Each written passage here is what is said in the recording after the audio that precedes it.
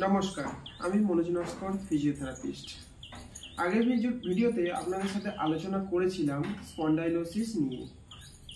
সেখানে কি বলেছিলাম, আমাদের বোনের ডিজেনারেশন হচ্ছে, বোনে অস্টিওফাইট চেঞ্জেস হচ্ছে জয়েন্ট স্পেসের মধ্যে, আপনাদের যে কার্ভেচার আছে সেটা লস হয়ে গেছে, এগুলো নিয়ে আলোচনা করেছিলাম।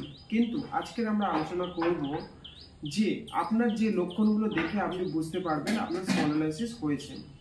তো কি কি লক্ষণ হতে পারে?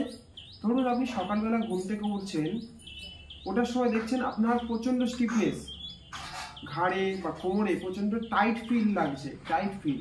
আপনি যখন হাত দিচ্ছেন, হাত দিয়ে যখন প্রেস করছেন, আপনার তখন পেন অনুভব হচ্ছে, মানে টেন্ডারনেস হচ্ছে, পেন অনুভব হচ্ছে।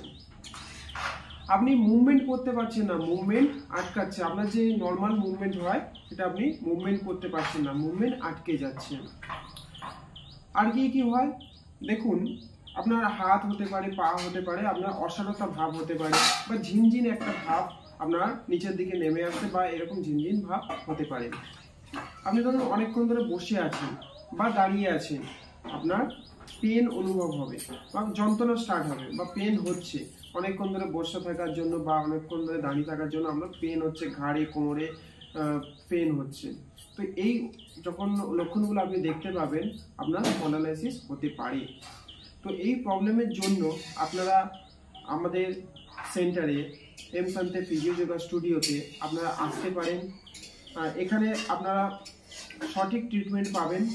আপনাদের আশেপাশেও যদি কোনো ডক্টর থাকে বা ফিজিওথেরাপি সেন্টার থাকে, তাহলে সেখানেও আপনারা যোগাযোগ করতে পারেন।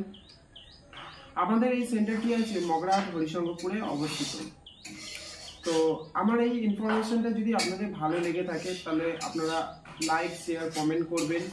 আর এর পরবর্তীতে আপনারা কি ভিডিও নিয়ে আলোচনা করতে চাইছেন সেটা আমাদের কমেন্টে জানাবেন। আমরা যতটা সম্ভব চেষ্টা করব আপনাদের সেই রিপ্লাইটা দেওয়ার। নমস্কার, ধন্যবাদ।